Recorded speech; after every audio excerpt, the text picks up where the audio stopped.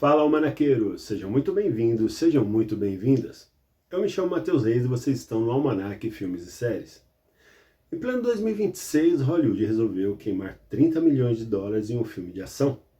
O que, convenhamos, é uma grana preta para um projeto que foge de tudo aquilo que a gente já conhece. A parada tem perseguições massivas, porrada daquela bem brutal, cenários caros e um protagonista que atualmente é o sonho de consumo da indústria, o gigantesco Alan Ritchson. Mas, olha só, se liga na loucura, durante quase 2 horas de filme, o roteiro tem, pasmem, apenas 5 linhas de diálogos audíveis. Pois é só isso. O resto do filme é pura violência, ronco de motor, olhares super furiosos. Então por isso hoje o meu foco é tentar entender a insanidade absoluta chamada Motor City. Esse longa é uma anomalia no sistema. Na última década, a gente se acostumou com blockbusters que mastigam a trama inteira, entregam tudo já digerido, como se o público tivesse a capacidade cognitiva de uma ameba. Os heróis narram os próprios sentimentos, os vilões explicam seus planos malignos em monólogos chatérrimos de 5 minutos e até mais. E sempre tem espaço para uma piadinha sem graça, logo antes de um prédio explodir. A marvelização tomou conta de tudo, almanaqueiros. Então, para explicar melhor, tirar as falas de um projeto desse tamanho é um choque direto no sistema nervoso do cinema comercial. Basicamente, exige um nível de atenção que os estúdios têm pavor de pedir a quem está assistindo. Para entender como um milagre desse conseguiu ver a luz do dia, eu cruzei críticas internacionais desde a estreia mundial no Festival de Veneza em agosto de 2025 e também analisei relatos judiciais bizarríssimos de bastidores. Mergulhei de cabeça na carreira do astro principal. O objetivo? Mapear como um thriller de vingança ambientado nos anos 70 trocou o roteiro falado por pura pancada visual. E olha que a estreia já está marcada agora, para 24 de julho. Vamos desembrulhar isso bem devagar. Porque exige uma coragem absurda pegar um ator que está faturando alto por conta do tamanho dele, colocar ele no centro de uma superprodução e essencialmente arrancar sua voz por 2 horas. É uma aposta altíssima. A premissa de Motor City é muito direta. Ela nos joga no asfalto sujo da Detroit de 1970 em um clima bem pesado. A gente acompanha John Miller, o personagem do Ritchson. Ele é um ex-presidiário, um brutamontes que acabou de terminar a condicional e jura que está tentando reconstruir a vida. Aí, a narrativa visual começa mostrando um momento muito bonito. Ele pede a namorada, Sophie, interpretada pela Shailene Woodley, em casamento. O momento deveria ser de esperança, né? Mas, de repente, a polícia chuta a porta, planta drogas no carro dele e o nosso herói é despachado de volta para o sistema penitenciário. O filme não esconde em momento algum que tudo foi uma grande armação do ex-namorado abusivo da Sofia, um gangster local com muito poder chamado Reynolds. E o Reynolds é um show à parte. Aqui vale um destaque para a atuação do Ben Foster, que sempre entrega personagens completamente desequilibrados. Parece que o cara foi feito só para fazer isso. O cara ostenta aquela clássica e nojenta unha de cocaína no dedo mindinho e tem um guarda-roupa altamente inflamável, o que eu quero dizer, todo feito de camisas de nylon decotadas dos anos 70. É a caricatura perfeita do mafioso da época. O Reynolds incrimina o Miller e com caminho livre rouba a namorada de volta. Anos depois, o Miller sai da cadeia e o filme vira uma missão de vingança puramente sangrenta. É bem por aí que a estrutura narrativa vira de cabeça para baixo. Os críticos em Veneza ficaram em choque ao perceber que a vingança não seria pontuada por frases de efeito de macho alfa antes do soco. Temos um longa de 103 minutos sustentado por um punhado microscópico de palavras. Exatamente 5 falas audíveis que dá para contar em uma única mão. Há um momento crucial onde a Sofia grita um "Eu amava você" em puro desespero através do vidro da sala de interrogatório. Em resposta a isso, numa outra cena, o gangster de Ben Foster desdenha da situação com um sussurrado "Eu a amava".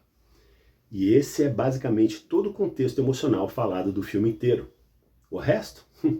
São resmungos de dor aguda quando os capangas apanham, até porque o punho do Alan Ritchson é do tamanho de um bloco de concreto. É a redução mais brutal da comunicação humana. A gente volta direto para a Era das Cavernas, onde a interação se resume a dor e fúria. Mas eu tenho uma teoria sobre isso, pessoal. É super comum aclamarmos diretores que fazem mais com muito menos. Só que analisando esse filme, fico pensando se isso não é meio que um truque. É como pegar um filme mudo do Buster Keaton, onde a comédia física era tudo, mas entregar a direção na mão de uma banda de heavy metal.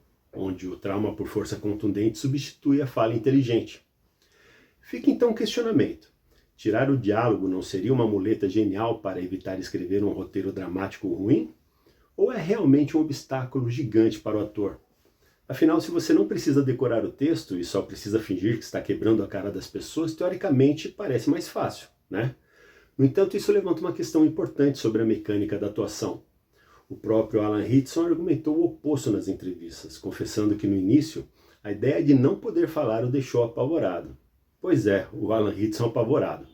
Na atuação moderna, o diálogo dita o ritmo da cena. Ele oferece pausas para respirar e serve como uma muleta para explicar ao público o que o personagem está sentindo. É a diferença entre dizer que está com raiva e ter que convencer a plateia de que você está transbordando de ódio só pela postura do ombro. Para o personagem do Miller, o instinto inicial de qualquer ator seria quebrar tudo e gritar de forma descontrolada. Mas o Ritchson percebeu que o caminho mais denso era a contenção. Aquela raiva que ferve por dentro, e a atuação dele foca na tensão de um corpo que quer destruir o mundo inteiro, mas está se segurando através de microexpressões, respiração pesada e da maneira de caminhar ocupando o espaço. A imobilidade dele está gritando muito mais do que um monólogo raivoso, transformando sua massa muscular em um roteiro dramático. O músculo virou poesia, pois é quem diria. Isso nos empurra para um problema logístico enorme de direção. Se os atores estão focados nessa contenção física e ninguém está explicando a trama com palavras, a responsabilidade de manter o espectador acordado recai todo sobre a arte, a fotografia e o som. No cinema, se você tira a voz, tem que preencher esse espaço com alguma outra coisa, senão o público vai checar o Instagram no meio da sessão. Esse preenchimento foi feito com uma agressividade impressionante pelo diretor Pozzi Ponzeroli. Ele trouxe uma cinematografia hiperimersiva para Motor City.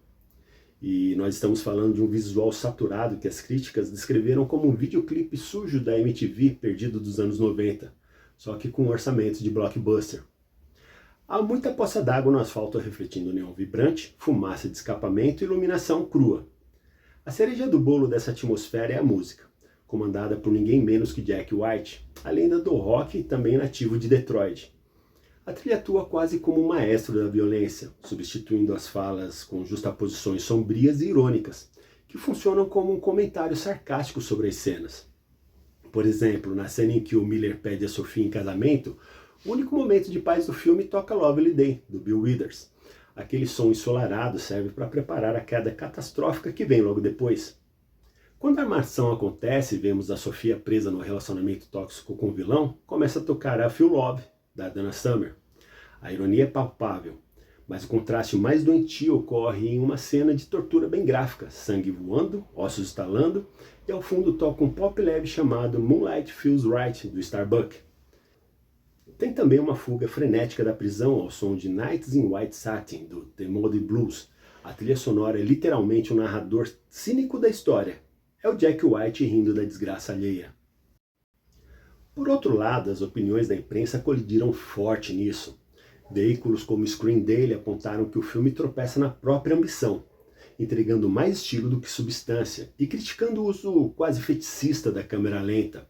Há um momento relatado como o ápice do exagero, quando o vilão do Ben Foster tem um surto e destrói o arranjo de flores do caixão da própria esposa falecida, a qual ele mesmo mantinha dopada com heroína. Tudo isso em câmera super lenta, com pétalas e raiva voando para todos os lados. Cafona? Talvez. Corre-se o risco de que o filme vire somente um videoclipe longo e vazio, mas o fascinante é que o diretor não precisa nem tentar se defender dessa crítica. Ele abraçou totalmente essa cafonice proposital, assumindo o posto de filme B por escolha. É uma homenagem orgulhosa do cinema pulp aos filmes hiperviolentos da década de 70, que preferiam o impacto sensorial ao realismo profundo. Existe uma razão lógica para esse exagero. Se o diretor não pode usar o diálogo para avisar o público sobre o que o personagem está pensando, as escolhas de imagem precisam ser muito óbvias. Se os roteiristas não podem colocar o herói dizendo "agora vou me preparar para a guerra", o filme tem que mostrar o Ritchson raspando o cabelo na máquina zero com uma agressividade absurda e depois esmurrando o próprio espelho até estilhaçar tudo. Não rola sutileza, porque a falta de fala elimina o subtexto. E isso se estende para as cenas de ação insanas, como uma briga física dentro de um conversível desgovernado. Entender essa engrenagem nos faz ver o quão radical é esse experimento. Pensar que um projeto mudo e violento conseguiu arrancar 30 milhões de dólares de um estúdio é surreal. Quase um milagre, que nos leva direto aos escombros da produção. Porque a história de como esse filme foi financiado revela que ele passou por um dos desenvolvimentos mais infernais da história. A linha do tempo nesse projeto é um estudo de sobrevivência. O roteiro original constava na famosa Blacklist de Hollywood, lá no distante ano de 2009. Para quem não sabe, a Blacklist é uma pesquisa anual que junta os melhores roteiros que os executivos leram, mas que os estúdios morrem de medo de bancar. Basicamente, o cemitério das ideias geniais, porém arriscadas. O roteiro ficou lá pegando poeira por 15 anos. A lista de astros que flertou com esse filme é de cair o queixo. Inicialmente seria o Chris Evans, mas ele saiu para fazer o Capitão América. Depois entrou o Dominic Cooper, que saiu em 2012 por conflito de agenda. O Jake Gyllenhaal assumiu logo em seguida, trazendo Amber Heard e o Gary Oldman junto, mas também pulou do barco. Depois disso foi a vez de Gerard Butler. Assinou para ser a grande estrela e escalaram Adrien Brody para o papel de vilão. Estava tudo certo com Warner e com o produtor Joel Silver. Equipe contratada e cenário montado. Aí, faltando meras semanas para as gravações em 2012, o projeto simplesmente colapsou de forma espetacular. Os investidores puxaram o freio de mão. O medo financeiro de fazer um filme mudo e violento sem as piadinhas idiotas que seguram a bilheteria falou muito mais alto. A poeira desse freio brusco virou uma batalha judicial insana. O Gerard Butler não aceitou o cancelamento e meteu logo um processo bombástico de 5 milhões de dólares na produtora. Ele alegou que tinha um contrato pay or play, o que significa que ele deveria receber o salário independente do filme ser feito ou não. A produtora alegou que não havia nada assinado, virando uma zona jurídica monumental que mandou o roteiro de volta para a gaveta. Como um monte de papel sobrevive a 15 anos de rejeição e processos? A resposta é que Hollywood sofre de uma escassez crônica de ideias. Premissas de ação simples são valiosas porque transcendem a barreira do idioma. Um soco na cara ou uma explosão significam a mesmíssima coisa, seja no Brasil, no Japão ou na Alemanha. A dificuldade nunca foi a história em si, mas sim a execução. Fazer um astro milionário abrir mão da vaidade de falar no filme é quase impossível. O projeto sobreviveu porque a premissa era inegavelmente comercial, mas precisava da tempestade perfeita. O que eu quero dizer, o diretor certo, o astro com o físico perfeito para carregar um filme só no olhar. E olha que esse meteoro foi o Alan Ritson. Motor City o solidifica como uma das grandes âncoras do renascimento do cinema de ação raiz. A escalada dele impressiona, construiu fãs leais na TV e explodiu de vez com a série Reacher. Hoje os críticos o comparam com astros dos anos 80, destacando que ele tem a fisicalidade bruta e o carisma de Arnold Schwarzenegger no auge. Ele preenche a tela inteira e aterroriza o vilão só de ficar parado na frente dele. Sabendo disso, ele está dobrando a aposta nessa imagem de brucutu clássico.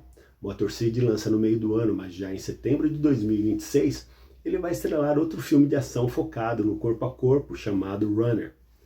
O longa é dirigido por Scott Walg, um profissional focado em dublês reais e efeitos práticos, que foge do CGI exagerado. Esse longa, que traz o brasileiro Rodrigo Santoro e o Owen Wilson no elenco, tem uma premissa bem linear.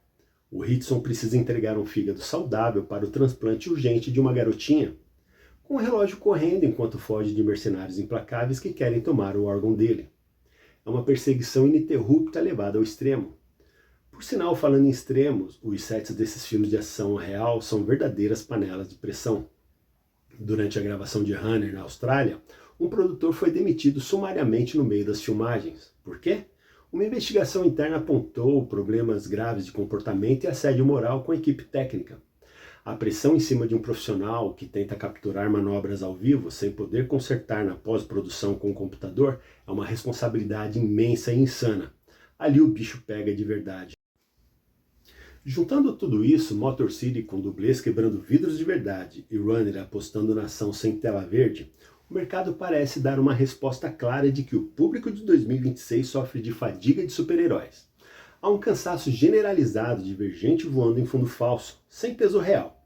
A análise das bilheterias aponta que há uma correção de curso enorme em andamento. O cinema baseado só em computação gráfica acabou diluindo o senso de perigo.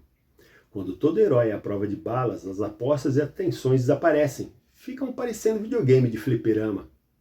Daí vem essa fome atual por narrativas diretas protagonizadas por heróis de carne e osso que tropeçam, sangram e terminam o filme mancando. Filmes como Motor City não são para ver na telinha do celular, não.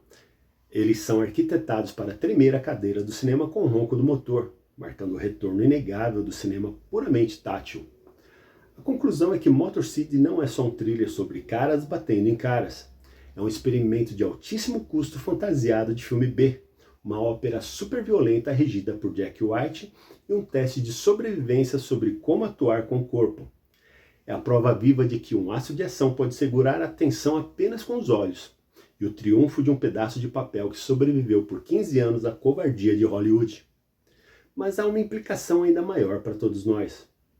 Se um filme consegue construir uma baita tensão, passar por temas complexos como luta e traição e segurar o espectador na cadeira por quase 2 horas somente com 5 falas, a gente precisa começar a questionar a nossa mídia atual, que explica tudo demais.